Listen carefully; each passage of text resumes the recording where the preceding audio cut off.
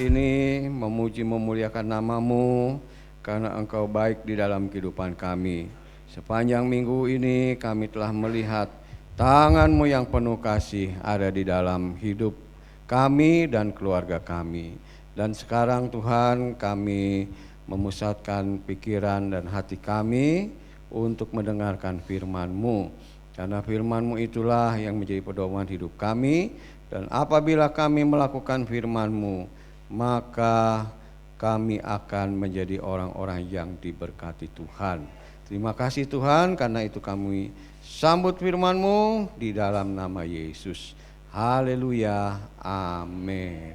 Silakan duduk saudara-saudara sekalian. Shalom. Selamat tahun baru, udah lewat sih. Tapi kan belum lama kongsi pacoy. Haleluya. Nah, saudara-saudara, kehidupan orang Kristen, kehidupan anak-anak Tuhan sangat penting, yaitu kalau kita itu konsisten, ya. Tahu artinya konsisten? Apa itu? Terus menerus, ya, terus menerus. Ya, konsisten. Ke gereja konsisten, ikut Tuhan konsisten, ya, nggak tergantung kalau ada duit gue ikut Tuhan dah, kalau nggak ada duit cari orang pinter. Itu bukan konsisten, saudara, ya. Yang namanya konsisten itu terus menerus, ya, apapun keadaannya tetap. Kalau kita mau konsisten setia, ya tetap setia sama Tuhan, ya. Kalau kita konsisten di dalam pertobatan, setia dalam pertobatan, ya. Nah, saudara-saudara, karena itu penting di dalam kehidupan seorang Kristen adalah tetap konsisten, ya. Kenapa? Karena Tuhan juga konsisten mengasihi kita, bukan? Ya. Tuhan itu kan tidak, ya, nanti kalau kamu rajin ke gereja baru saya mengasihi kamu. Kalau enggak rajin, tidak mengasihi kamu. Tuhan kan enggak begitu. Betul enggak? Tuhan itu mengasihi every time, ya, every time Tuhan mengasihi kita, nggak ada putus-putusnya. Itu konsisten, ya. Nah, saudara-saudara, salah satu bentuk konsisten itu, ya, banyak sebetulnya, ya, bentuk konsisten itu. Tidak setengah-setengah, itu juga konsisten, ya. Nggak setengah-setengah, mengikut Yesus setengah-setengah. Masa setengah-setengah, ya nggak bisa, ya. Ikut Yesus itu konsisten. Dan juga bentuk daripada konsisten adalah berbuah tetap. Nah, ini berbuah tetap. Artinya apa, saudara? Berbuah tetap itu selalu ada buahnya, ya. Tidak tergantung musim. Ya, banyak kan buah-buahan itu tergantung musim, ya. Ya, sekarang udah ada rekayasa. Dulu kalau duren mah bulan Desember aja ada, ya. Desember, Januari gitu, ya. Sekarang every time ada duren. Mau duren apa juga ada, saudara. Ya, kenapa? Ada rekayasa genetik, rekayasa, saudara, ya. Nah, bagi seorang Kristen maka yang diharapkan konsisten adalah berbuah. Berbuahnya itu konsisten. Berbuahnya adalah tetap, ya. Berbuah tetap. Nah, saudara-saudara, kenapa kita harus berbuah tetap? Ya, artinya tadi, ya, nggak pakai musim, ya. Berbuah tetap. Kalau Tuhan itu cari buah di dalam hidup kita, pasti selalu ada buahnya, ya. Jangan sampai kayak Tuhan satu kali dia cari buah, lagi buah apa tuh? Pohon ara, ya kan? Nggak ada. Waduh, Tuhan nggak suka juga, ya, kalau nggak ada buahnya, ya. Ya. Tuhan ingin supaya setiap kali Tuhan datang, kapanpun dia mau ketemu kita, mau lihat kita, dia tanya, mana buahmu? Oh, ada, selalu ada. Ya, itu namanya kita berbuah tetap, ya. Nah, saudara-saudara, kenapa kita harus berbuah tetap? Karena berbuah tetap itu adalah ketetapan dari Tuhan, ketetapan dari Allah. Ya, di dalam Yohanes 15 ayat 16 dikatakan, bukan kamu yang memilih aku, tetapi akulah yang memilih kamu. Dan aku telah menetapkan kamu supaya kamu pergi dan menghasilkan buah, dan buahmu itu tetap, supaya apa yang kamu minta kepada Bapa dalam namaku diberikannya kepadamu. Ya, ini kalimat di ayat terakhir nih mantap ini. Ya, indah ya ayatnya. Kenapa? Karena di situ dikatakan supaya apa yang kamu minta kepada Bapa dalam namaku diberikannya. Siapa yang mau terima dari Tuhan? Kalau kita minta apa aja diterima dan dikabulkan oleh Tuhan. Wah, kita pasti mau, saudara. Ya, ini ayat ini ya, bunyinya ini indah benar gitu ya, indah benar, saudara ya. Ya tentu kita mau, saudara. Apa yang kita minta diberikan kepada kita, ya. Tetapi jangan lupa supaya itu terjadi ada ayat kalimat di atasnya apa? Dikatakan, aku telah menetapkan kamu supaya kamu pergi dan menghasilkan buah, dan buahmu itu itu dulu sudah dikerjakan.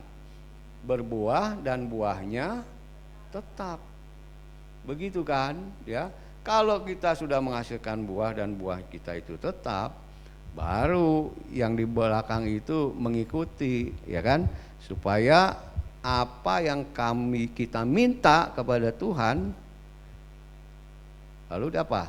Diberikannya kepada kita. Gitu kan, ya. Karena itu saudara-saudara, kita ini jangan suka nyalain Tuhan ya. Wah, Tuhan saya minta ini, saya udah doa lama nih, kok Tuhan gak kabulkan, kok Tuhan gak beri kepada saya. Nah, jangan ngomel dulu, sudah. Jangan-jangan kalau kita lihat ke belakang, baca ayat ini lagi, aku ini udah menghasilkan buah belum, ya? Dan buahnya itu tetap enggak, gitu kan, ya? Nah, jadi saudara-saudara, Tuhan menetapkan, ya, sekali lagi ya, kalau Tuhan menetapkan itu harus dilakukan enggak? Harus dilakukan, ya. Menetapkan, Tuhan kan enggak bilang begini, ya kapan-kapan lah kamu berbuah gitu kan, enggak ya. Tuhan menetapkan supaya pergi menghasilkan buah, ya. Nah, saudara-saudara, buah apa saja yang kita hasilkan? Ya, buah apa aja yang harus kita hasilkan dari kehidupan kita? Yang pertama adalah buah pertobatan. Nah, buah pertobatan, ya. Jadi buah pertobatan itu juga nggak boleh setengah-setengah. Buah pertobatannya tetap, buah pertobatannya konsisten, ya. Nggak begini, saudara. Kristen tomat nih, hari Minggu tobat, hari Senin kumat. Enggak, saudara ya. Ya bertobat terus, saudara. Ya, jangan sampai kita itu dikatakan seperti apa, sudah? Anjing dan babi, ya kan? 2 Petrus itu kan, ya. Seperti anjing kembali ke muntahannya, seperti babi kembali ke kubangannya. Nah, itu Kristen yang apa, sudah? Buah pertobatannya itu enggak tetap, gitu ya. Wah, babi itu sudah kalau dimandiin, wah dikasih minyak wangi. Ada babi kasih minyak wangi enggak? Enggak ada, sudah. Tapi andai kata ada, ya, babi dikasih minyak wangi, mandiin, ya. Wah, dikasih krim, waduh macam-macam ya. Tapi itu babi kalau lihat kubangan, wah enggak tahan dia. Balik lagi dia, lari lagi ke kubangan, saudara, ya. Kenapa? Karena tabiatnya begitu. Nah, orang yang bolak-balik berbuat dosa, nanti bertobat, buat berdosa lagi, bertobat, berbuat dosa lagi, itu ibaratnya kayak babi. Ya. Coba lihat kanan kirinya, banyak babi di sini. Nggak ada ya, nggak ada di sini, nggak ada, sudah ya. Ya, buah pertobatan kita tetap ya, konsisten. Lalu apalagi buah roh. Buah roh itu juga mesti konsisten, ya. Buah roh itu, ya, itu menunjukkan karakter, sifat daripada Tuhan, daripada Allah, dan sifat dari Tuhan itu harus jadi sifat kita juga, ya. Buah roh itu kan dibilang bukan buah-buah roh, bukan satu aja buah roh, ya kan? Ya, saya sebutnya apa? Buah roh satu buah 9 rasa, gitu kan ya. Kasih, sukacita, damai sejahtera, apalagi kemurahan, kesabaran, ya. Sabar enggak? Masih sabar enggak ini? Ya. Kadang-kadang kita nggak sabar ya. Waduh, kita nggak sabar sudah. Bentar-bentar emosi, wah itu nggak sabar sudah. Belum muncul buah rohnya kan, ya. Kalau nggak sabar bagaimana sudah? Angkat tangan ya. Menghadapi orang itu kan kadang-kadang nggak sabar. Udah dikasih tahu begini, wah bohwat nih gua nih. Ya kan, dikasih tahu nggak ngerti-ngerti, angkat tangan aja sudah. Bukan tempeleng, bukan, dia katakan sabar gitu ya. Nah, saudara-saudara, buah roh ya penting. Buah roh itu ya sifat atau karakter ilahi itu juga mesti konsisten ya. Kasih, ya kasih itu mesti saudara. Jangan ya kalau kamu mengasihi saya baru saya mengasihi kamu, enggak, itu kan ya. Kasih saya itu meskipun kamu nakal, kamu jahat, saya tetap mengasihi kamu. Itu kasih yang konsisten ya.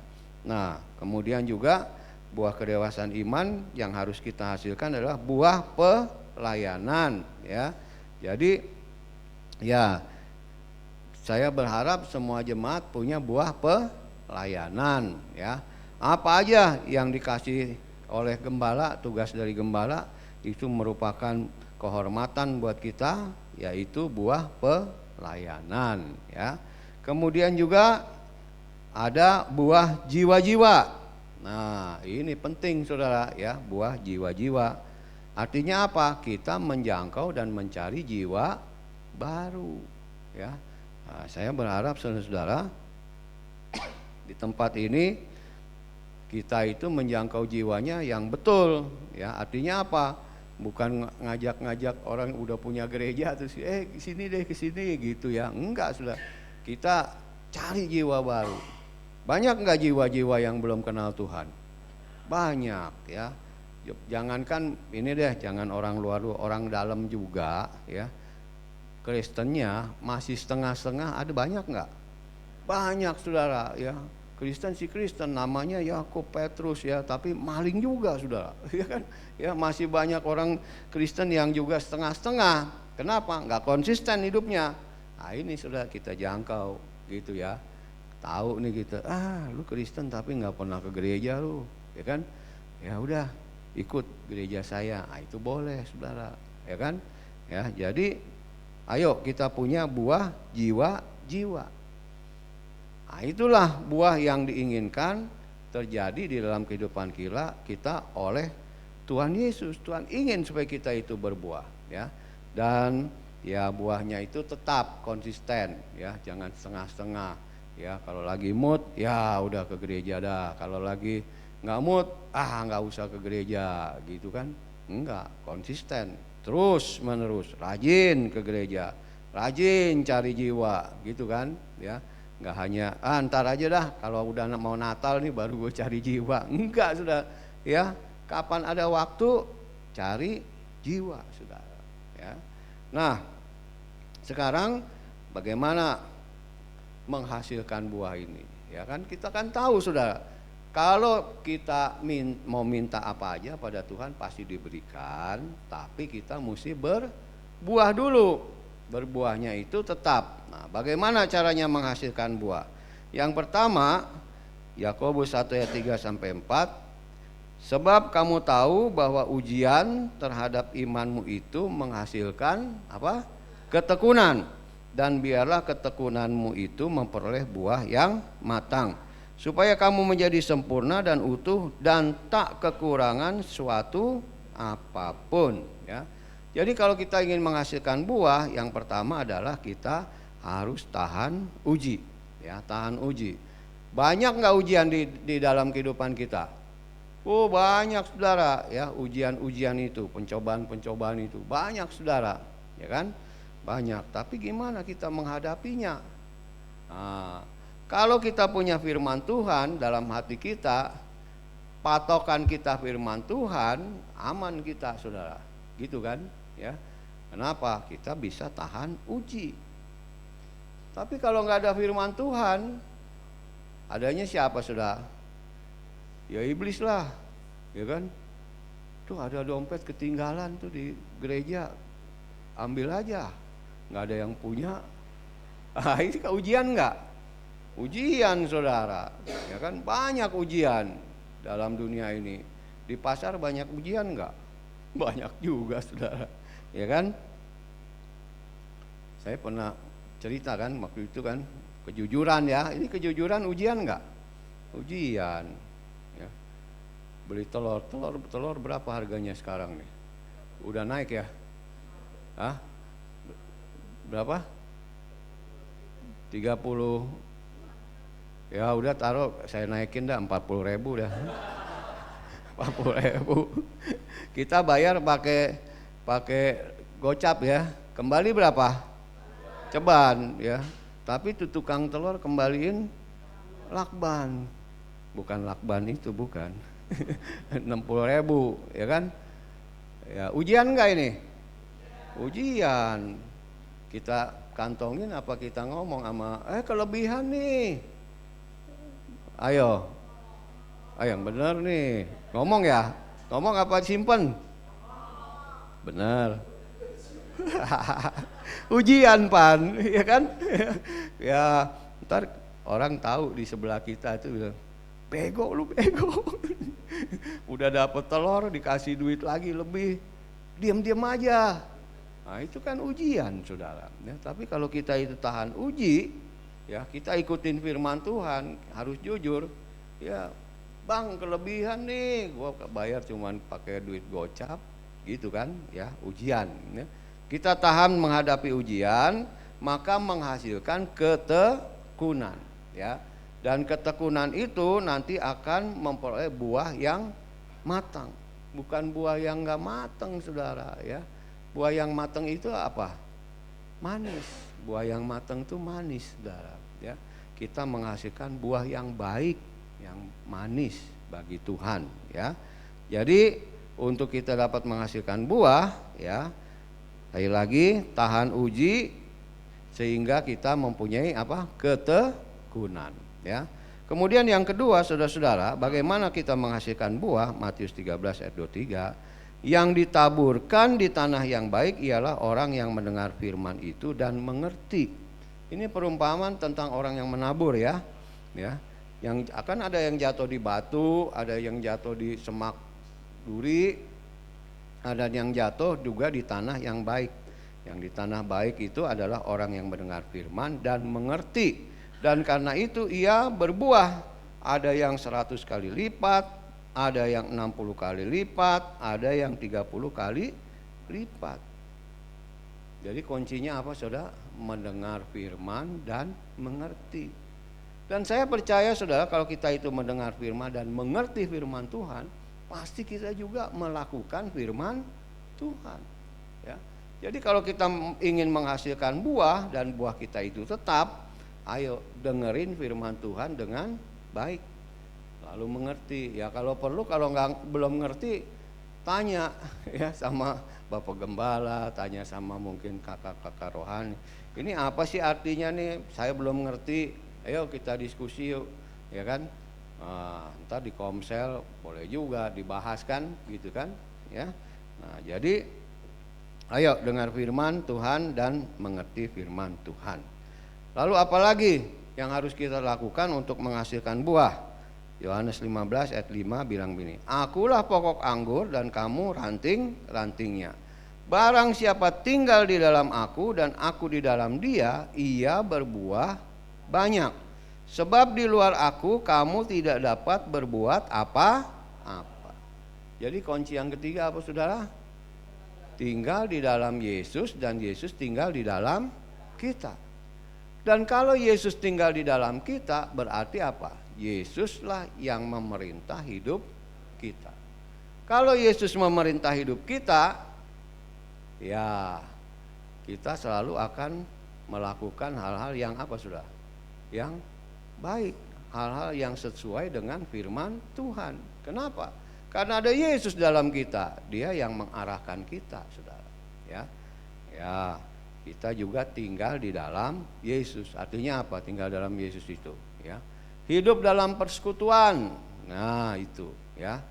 Hidup dalam komunitas, hidup dalam persaudaraan dengan teman-teman saudara seiman, ya. Tinggal di dalam Yesus juga berarti hidup mengikuti apa yang Yesus mau. Nah, itu tinggal di dalam Yesus, ya. Nah, jadi saudara-saudara, supaya kita itu dapat berbuah, bukan hanya sedikit buahnya, dikatakan berbuah banyak, maka kita harus tinggal di dalam Yesus dan Yesus di dalam aku, ya. Udah ini belum? Udah ngerasa Yesus tinggal di dalam diri kita enggak? Amin enggak? Jawab ragu-ragu nih. Ya. Gampang sebetulnya, ya, kalau kita mau tahu itu Yesus tinggal dalam hati kita itu gampang gitu, ya. Kenapa? Ya lihat aja buahnya. Buah apa? Buah roh. Gitu ya. Buah roh itu paling gampang kelihatan tuh. Ya, kesenggol dikit aja udah ngamuknya kayak banteng. Wah, itu berarti mungkin Yesusnya belum ada di dalam dia, gitu kan, ya. Tidak ada kasih, ya kan, ya. Ketemu orang susah, mampus lu sekalian. Nggak ada kasihnya, saudara, ya. Itu mah kelihatan, ya. Yesusnya nggak ada di dalam dia. Kalau Yesus nggak ada di dalam kita, bisa berbuah nggak? Nggak bisa, saudara, nggak bisa berbuah, ya. Ini kan jelas dikata, di luar aku kamu tidak dapat berbuat apa-apa. Jadi penting, ya, kalau kita ingin menghasilkan buah, maka kita tinggal dalam Yesus, tinggal dalam firman-Nya. Every day, every morning baca firman Tuhan, ya. Ya kalau nggak baca firman Tuhan gimana, saudara? Kita nggak ngerti firman Tuhan, kita nggak ngerti Tuhan. Tuhan mau ngomong apa, mau pesan apa sama kita, kita nggak tahu, saudara, nggak pernah baca firman Tuhan, ya. Tinggal dalam Yesus berarti juga melakukan firman-Nya, ya. Oke, nah kemudian yang berikutnya, bagaimana kita menghasilkan buah? Yohanes 15 ayat 2 bilang ini, setiap ranting padaku yang tidak berbuah dipotongnya, dan setiap ranting yang berbuah dibersihkannya, supaya ia lebih banyak berbuah, ya. Jadi dalam hidup kita itu Tuhan membersihkan hidup kita itu, ya. Nah, kita harus punya kerelaan hati untuk mau dibersihkan oleh Tuhan, ya, dipotong, ya, hal-hal yang tidak berguna dalam hidupan kita, yang receh-receh itu, ya kan, ya, dibuang, ya. Artinya apa, saudara? Ya, kadang-kadang kita ini lebih mementingkan apa, saudara? Hal-hal yang sebetulnya nggak esensi dalam hidup kita, ya, nggak berguna dalam hidup kita, ya, kita simpen sendiri dulu, kita nggak mau melepaskan, ya kan. Nah, itu menyebabkan kita nggak bisa berbuah. Nah, buang, ya. Hobi, misal hobi, ya, hobi itu boleh nggak punya hobi? Boleh, ya, tapi kita mesti menyesuaikan hobi itu, ya kan. Game, misalkan game nih, dari pagi, dari terbit matahari sampai terbenam game terus. Main game boleh nggak sih? Boleh, nggak ada yang larang. Cuman kan kita mesti ngerti, ya kan, waktunya. Nah, kadang-kadang yang begini ini Tuhan bersihkan dalam hidup kita, ya kan. Entah kita lagi ini tahu-tahu alat game kita hilang, gitu kan, diambil orang, ya. Ya, itu apa? Itu seperti, ya, ranting kita lagi dipotong, saudara, ya, ranting kita lagi dipotong. Ya, kita itu lebih lebih sayang toko kita daripada Tuhan, ya. Hari Minggu, wah, tetap buka, ini kesempatan hari Minggu rame nih, ya kan. Boleh buka toko nggak sih hari Minggu?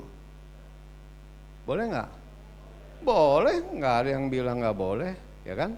Cuman kan firman Tuhan bilang juga, carilah dahulu kerajaan Allah, ya, ikut kebaktian dulu dah. Habis pulang kebaktian buka toko boleh nggak?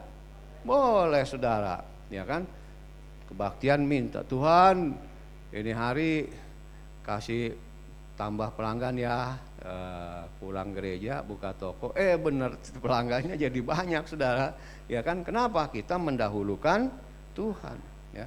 Nah jadi sekali lagi saudara-saudara, kadang-kadang kita itu mesti dipotong itu, yang nggak berguna itu mesti dibuang, ya kan? Sebab apa? Kebanyakan ranting, kebanyakan dahan, kebanyakan daun nggak bisa berbuah, iya kan? Kenapa? Itu saat makanannya buat hal-hal yang nggak berguna. Tapi kalau kita dibersihkan maka kita akan berbuah banyak, ya. Sakit nggak dibersihkan? Dipotong tuh sakit nggak? Sakit sudah, ya. Kadang-kadang Tuhan hajar kita dulu gitu kan, ya, supaya apa? Ya dihajar Tuhan juga nggak enak sudah, ya. Sakit. Tapi maksudnya bagus supaya apa? Kita menghasilkan buah dan berbuah lebih banyak, ya. Nah, kemudian apalagi? Bagaimana caranya kita menghasilkan buah? Mazmur 92 ayat 13 sampai 16. Orang benar akan bertunas seperti pohon korma, akan tumbuh subur seperti pohon aras di Libanon. Mereka yang ditanam di bait Tuhan akan bertunas di pelataran Allah kita. Pada masa tua pun mereka masih berbuah, menjadi gemuk dan segar, untuk memberitakan bahwa Tuhan itu benar, bahwa Ia gunung batuku dan tidak ada kecurangan padanya, ya. Jadi menghasilkan buah yang banyak kita harus jadi orang benar, lalu ditanam di bait Tuhan, ya. Orang benar pastilah kita udah tahu ya, ini jadi orang benar, ya. Tapi kalau tanam di bait Tuhan itu apa artinya, ya? Hati kita itu selalu rindu akan rumah Tuhan, ya. Wah nggak sabaran nih hari Minggu nih, pengennya cepet-cepet ketemu hari Minggu lagi ya, ibadah sama-sama, kan begitu sudah, ya. Tertanam di bait Tuhan, dia akan berbuah. Dan bukan hanya berbuah pada saat itu, pada masa tua pun mereka masih berbuah, ya. Jadi berbuahnya dari masa muda sampai berbuahnya masa tua. Itu yang namanya apa? Berbuah tetap, konsisten itu, ya. Nah, saudara-saudara mau berbuah sampai masa tua? Harus, ya. Bukannya kalau ditanya mau, jawabannya harus, bukan mau, ya. Harus sampai masa tua. Supaya apa? Ya sampai masa tua itu juga kalau kita minta kepada Tuhan, Tuhan kasih enggak? Kan ayatnya di depan begitu, ya kan? Apa yang kamu minta dalam nama Bapakku, aku akan memberikan kepadamu. Sampai masa tua kita juga minta kepada Tuhan, Tuhan memberikan. Tuhan, aku udah punya semuanya nih, harta udah ada, anak-anak udah sukses, ya. Sekarang ya kasih kesehatan dah sama saya. Tuhan kasih enggak? Kasih saudara, ya kan? Ya. Nah, tapi yang penting tadi apa?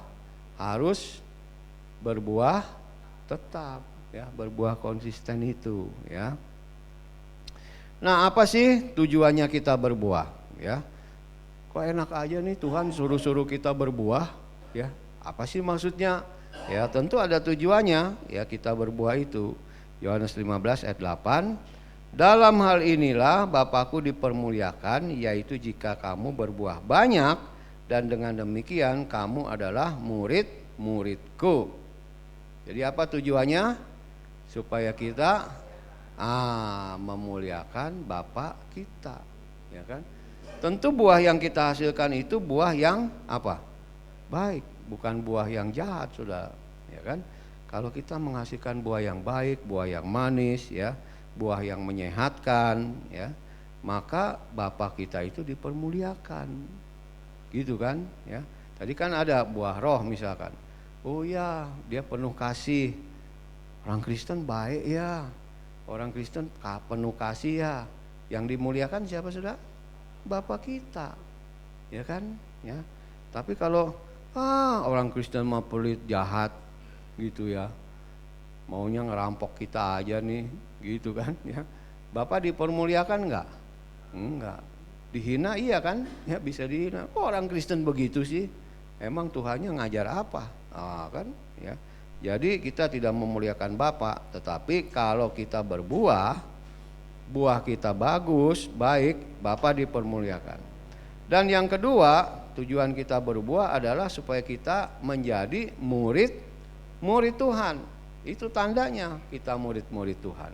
Kalau kita berbuah banyak dan berbuah baik, ya. Tapi ada nggak orang Kristen yang tidak berbuah? Ada, saudara, ya kan? Ya mungkin kalau di persentase gitu mungkin lebih banyak ya yang tidak berbuah, atau berbuah juga sih, cuman apa? Buahnya itu nggak bagus, saudara. Buahnya itu ya mungkin asam, kalau yang makan sakit perut, saudara, ya kan? Bisa begitu, ya. Tentu ada akibatnya jika tidak berbuah. Lukas 3 ayat 19 ayat 9 mengatakan, kapak sudah tersedia pada akar pohon, dan setiap pohon yang tidak menghasilkan buah yang baik akan ditebang dan dibuang ke dalam api. Ini ngomongnya ini ya, tidak menghasilkan buah yang baik. Berarti dia menghasilkan buah enggak? Ya, menghasilkan buah, tapi tidak baik. Apalagi yang tidak menghasilkan buah, benar-benar ditebang, saudara. Iya kan? Ya. Nah, jadi menghasilkan buah yang baik. Apa buah yang baik itu? Ya ingat tadi ya, buah pertobatan, buah Roh Kudus, buah jiwa-jiwa, buah pelayanan. Nah, itu buah yang baik, saudara. Dan dengan kita menghasilkan buah yang baik, nama Tuhan dipermuliakan. Jangan sampai kita itu ditebang, dibuang ke dalam api, ya kan? Udah ikut Tuhan tahunan, puluhan tahun, dibuang juga ke dalam api. Aduh, sedih banget, ya kan? Kenapa? Karena kita tidak menghasilkan buah yang baik, saudara. Mungkin buah kita berbuah juga, tapi buah kita itu bikin sakit perut orang, itu kan? Ya. Nah, ini tidak boleh terjadi, ya. Nah, karena itu saudara-saudara, saya ingin mengajak Bapak Ibu, ayo kita menghasilkan buah, ya. Ingatlah 4 itu ya, buah pertobatan, buah roh, buah pelayanan, dan buah jiwa-jiwa. Hasilkan itu, saudara, ya.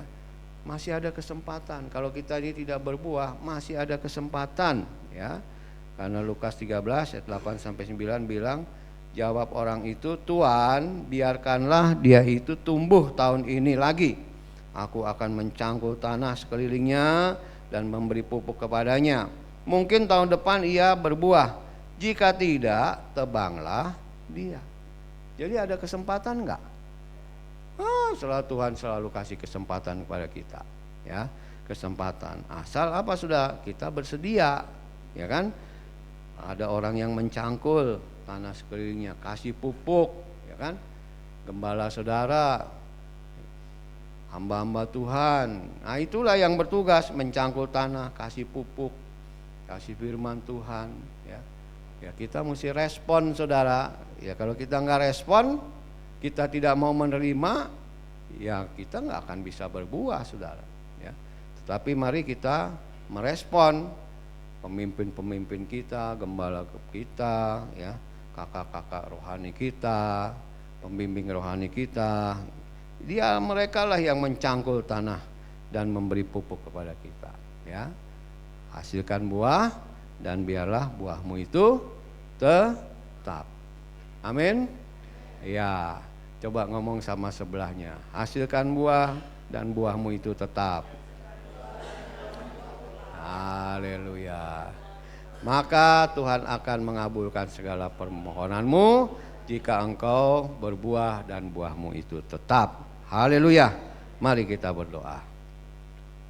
Tuhan Yesus, kami telah mendengarkan firman-Mu, Tuhan, dan biarlah firman-Mu itu boleh kami terima dengan hati yang terbuka, tetapi juga kami mau merenungkan firman-Mu ini sambil kami melihat kembali hidup kami, apakah selama ini kami sudah berbuah dan buah kami itu baik atau buah kami itu busuk, buah kami itu tidak baik.